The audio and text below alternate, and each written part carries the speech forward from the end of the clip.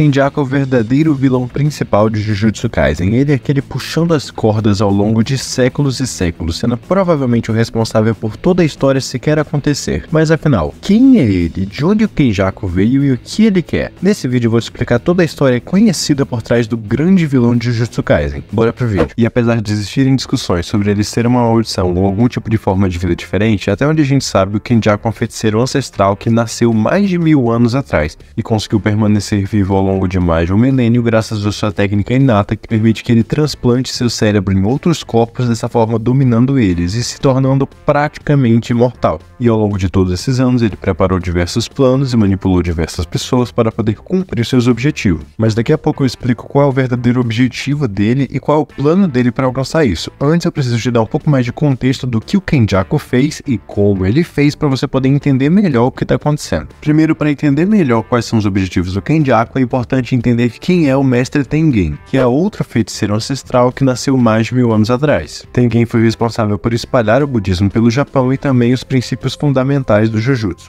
Ele possui uma técnica de imortalidade que permite com que ele viva para sempre, porém essa técnica não impede o envelhecimento dele, e conforme esse processo vai acontecendo, o corpo dele passa por uma evolução, onde ele perde sua humanidade, e começa a se aproximar de uma maldição. Para evitar isso, a cada mais ou menos 500 anos, o Tengen precisa assimilar um receptáculo do plasma estelar, que é uma mulher que possui potencial para suportar o processo de assimilação com o Tengen e assim preservar a sua humanidade, basicamente se tornando um com ele. O Mestre Tengen também é responsável por criar barreiras ao redor do Japão que protegem as pessoas de espíritos amaldiçoados. E vale ressaltar que o Kenjaku já se referiu ao Tengen como um amigo dele, o que dá a entender que ambos nasceram na mesma época. Isso é importante porque o verdadeiro objetivo do Kenjaku é a evolução forçada da humanidade, como ele chama, a otimização da energia amaldiçoada. E para chegar no ponto de tornar esse plano possível, ele precisou de séculos de preparação. Afinal, para conseguir essa evolução forçada da humanidade, ele precisa primeiro garantir a evolução do Mestre Tengen. Tengen explica que ele, o receptáculo do plasma estelar e o feiticeiro com a técnica dos 6 olhos estão ligados pelo destino, e que no passado o Kenjaku já tinha tentado impedir o processo de assimilação do receptáculo do plasma estelar, mas foi impedido pelo feiticeiro com 6 olhos. Mesmo tendo se preparado antes e matando tanto os 6 olhos quanto o receptáculo do plasma estelar quando eram apenas bebês, no dia que ele foi tentar chegar até o Mestre Tengen, mesmo assim eles apareceram. Então ele mudou a sua estratégia de matar o feiticeiro dos 6 olhos para selar ele, que foi o que aconteceu no arco de Shibuya. Essa estratégia é mais eficiente porque não podem existir 2 feiticeiros com 6 olhos ao mesmo tempo. Então o Kenjaku começou uma jornada em busca do reino da prisão, que foi o artefato que lhes ubra selar o Gojo. Ao longo dos seus séculos de vida, o Kenjaku realizou pactos com diversos feiticeiros da antiguidade, permitindo com que eles se tornassem objetos amaldiçoados e assim tivessem a oportunidade de reviver no futuro. E ele fez isso como parte do seu plano para garantir a otimização da energia amaldiçoada. Mas calma que daqui a pouco eu explico como isso se encaixa no plano dele. Por volta de 150 a 200 anos do passado, Kenjaku dominou o corpo de um feiticeiro chamado Noritoshi Kamo e realizou diversos experimentos com uma mulher, assim criando os fetos amaldiçoados da pintura da morte, que segundo ele mesmo foram uma aposta dele no potencial das maldições, tentando chegar em um novo tipo de energia amaldiçoada ou algo do gênero a partir de maldições mais evoluídas que fossem mestiços com humanos. Porém, isso não deu certo. Ainda assim, algumas décadas no passado, ele aproveitou dessa oportunidade para criar mais um feto amaldiçoado. Ele dominou o corpo da Kaori Itadori, que seria a mãe biológica do Itadori, e teve um filho com o pai dele. Dessa forma, o Kenjaku é a mãe do Itadori. E segundo o próprio Kenjaku, ele não tem nenhum objetivo específico para o Itadori, ele serviria apenas como um receptáculo para o Sukuna. Porém, o Kenjaku é um personagem muito misterioso e que engana bastante os outros, então é sim possível que ele tenha um objetivo oculto para o Itadori. Mas até onde nós sabemos, o Kenjaku decidiu criar o Itadori como um feto amaldiçoado apenas para ele servir como um receptáculo perfeito para o Sukuna. Então, anos antes da série de Jujutsu Kaisen começar, as peças todas se encaixaram e tudo ficou perfeito para o plano do Kenjaku. Toji Zenin se meteu na história e como ele era uma pessoa que conseguiu se livrar completamente da energia amaldiçoada, ele também conseguiu se libertar do próprio destino e assim quebrar o destino que unia Tengen, os 6 olhos e o receptáculo do plasma estelar. Dessa forma, retirando a desvantagem destinada que o Kenjaku tinha. Além disso, lá o Kenjaku encontrou o Suguru Getou, que tinha a técnica de manipulação de maldições que seria perfeita para o seu plano. Cerca de um ano antes da série começar, Getou foi morto e Kenjaku dominou o corpo dele, assim podendo colocar seu plano em ação. Após Toji matar Riko Amanai, que era o receptáculo do plasma plasma estelar na época, Tengen decidiu que seria melhor aceitar o destino e deixar que seu corpo começasse a evoluir. Afinal, como a ligação entre ele, o receptáculo e os 6 olhos já havia sido quebrada pelo Toad, aquele não era mais um processo que iria com certeza acontecer. Kenjaku selou o Gojo como uma garantia que não seria derrotado pelos 6 olhos de novo, então ele usou a manipulação de maldições do Getou para absorver o Mahito e extrair a técnica inata dele por meio do Uzumaki, e usando ela combinada a uma técnica de barreira, ele transformou diversos não-feiticeiros em feiticeiros, alterando o cérebro de muitos deles para que eles conseguissem entender e observar a energia amaldiçoada, assim desenvolvendo feitiços, e despertando objetos amaldiçoados que continham as almas daqueles feiticeiros antigos que haviam sido consumidos por diversos não-feiticeiros da atualidade, além de ter liberado um número imenso de maldições em Tóquio para que as pessoas soubessem da existência da energia amaldiçoada e das maldições. Com Tengen na sua forma evoluída, agora era possível que ele se assimilasse com não-receptáculos do plasma estelar. Porém, para que isso fosse possível, era necessário que essas pessoas estivessem familiarizadas com a energia amaldiçoada. E como a forma evoluída do Tengen se assemelha mais a uma maldição do que a um humano, Kenjaku poderia manipular ele com a manipulação de maldições do Getou. Dessa forma, o objetivo dele era impedir a assimilação do Tengen com o receptáculo do plasma estelar, evoluir as pessoas e então manipular ele com a manipulação de maldições, para fazer com que o Tengen assimilasse todas as pessoas do país e futuramente do mundo para criar uma aberração de energia amaldiçoada. Um experimento que nem ele sabe ao certo qual seria o resultado, mas que ele supõe que criaria um super monstro de energia amaldiçoada. Nas palavras dele, seria como uma maldição carregada pela energia de 1 milhão de pessoas. Para garantir que esse processo funcionasse, ele desenvolveu o Jogo do Abate, onde todos esses novos feiticeiros, os feiticeiros da atualidade e os feiticeiros antigos renascidos iriam se enfrentar em um Battle Royale gigante que envolvia não só eles, mas também maldições, civis e até mesmo militares que ele manipulou para que entrassem lá. O objetivo desse jogo era criar uma matança enorme, porque no momento da morte existe um grande pico de estresse que libera uma grande quantidade de energia amaldiçoada. Ao usar a técnica do Mahito, Kenjaku não era capaz de transformar todas as pessoas do país em feiticeiros ou deixar elas aptas à assimilação com Tengen, porque não havia energia amaldiçoada bastante. Por isso, o jogo do abate serve como um processo de preparo, onde a energia amaldiçoada dos jogadores e toda a energia amaldiçoada gerada pelas mortes vai servir para realizar um ritual que vai deixar todas as pessoas no país preparadas para assimilação com Tengen. Graças às novas regras que ele impôs no jogo do abate, o jogo só vai acabar quando todos os jogadores forem eliminados e dessa forma a assimilação vai começar. E mesmo com todo esse plano dele que levou 1 milênio para entrar em ação, toda essa manipulação e todas essas coisas horríveis que ele fez, provavelmente um dos detalhes mais sádicos de todos é que ele está fazendo isso simplesmente porque ele acha interessante, é apenas curiosidade dele. Ele se considera como tendo uma mente científica e em busca de conhecimento e acha que vai ser muito interessante ver no que vai resultar toda essa matança que vai gerar um novo tipo de criatura amaldiçoada. Atualmente o processo de evolução do Tengen já começou e o Kenjaku já dominou ele com a técnica de manipulação de maldições. Então, para que o seu plano se realize, só falta o jogo do abate ser concluído. Apesar disso, nos capítulos recentes, a gente viu que o Yuta conseguiu cortar fora a cabeça do Kenjaku, ao menos no corpo do Getou. Isso provavelmente não matou ele de verdade, afinal a essência dele está naquele cérebro dele. E ele fala que apesar dele ter perdido, a vontade dele vai ser herdada, o que significa que ele ainda tem mais um plano por trás. E apesar de tudo isso, nós ainda não sabemos exatamente qual é a origem